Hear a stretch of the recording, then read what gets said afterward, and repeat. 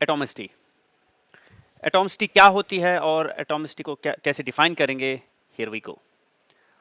Total number of atoms that constitute a molecule is called as atomicity of that molecule. इसका मतलब हुआ कि एक मॉलिक्यूल बनाने के लिए कितने एटम्स आपस में मिलकर बॉन्ड करके मॉलिक्यूल को बना रहे हैं, वो उसकी एटॉमिसिटी होगी। नंबर ऑफ एटम्स, कितने एटम्स मिलकर बॉन्ड बनाकर एक मॉलिक्यूल को बना रहे हैं, वो उसकी एटॉमिसिटी होगी। जैसे दो हाइड्रोजन एटम्स आपस में मिलके हाइड्रोजन मॉलिक्यूल बना रहे हैं, तो एटॉमिसिटी क्या रही हाइड्रोजन की?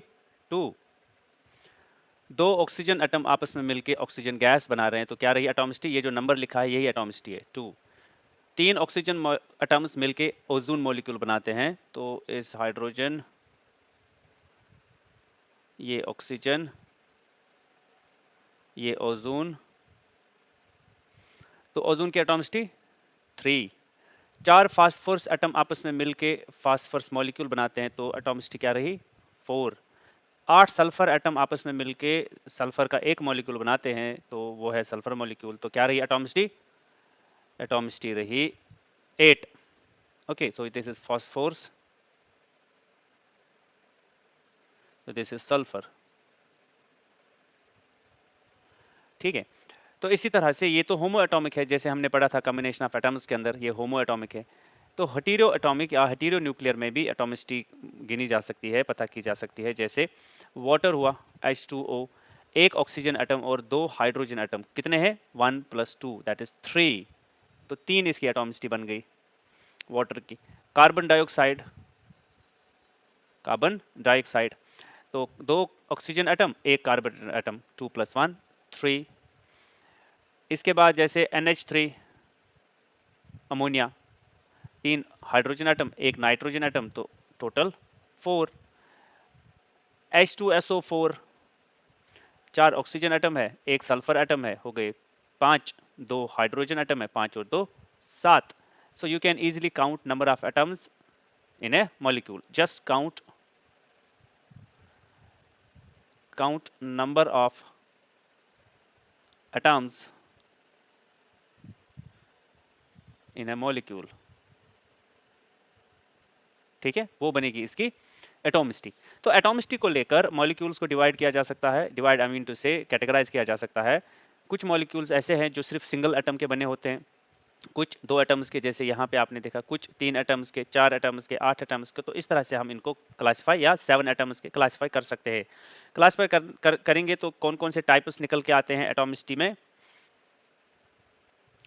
मोनो एटॉमिक एक टाइप है। मोनो एटॉमिक का मतलब सिंगल एटम से ही मॉलिक्यूल्स बन रहे हैं, सिंगल एटम, मोनो का मतलब 1 होता है। तो ऐसे कौन से मॉलिक्यूल्स हैं जो सिर्फ सिंगल एटम से बन रहे हैं? ठीक है, तो पीरियोडिक टेबल में एक ग्रुप है, ग्रुप 18 करके, ग्रुप, लास्ट ग्रुप है वो ग्रुप 18, और नोबल गैसेस, नोबल गैसेस बोल के, ठीक है।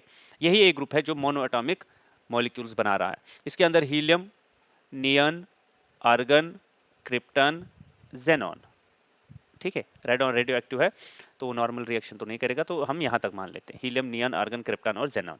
ये है examples of mono atomic molecules. फिर है डाई एटॉमिक।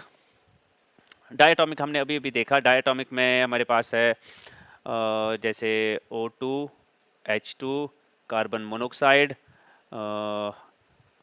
तो इस तरह से F2, Br2, bromine, iodine gas. तो ये जो भी दो एटम्स आपस में मिलकर मॉलिक्यूल बना रहे हैं, तो वो डाई एटॉमिक में आएगा। डाई का मतलब 2 है। फिर है ट्राई एटॉमिक।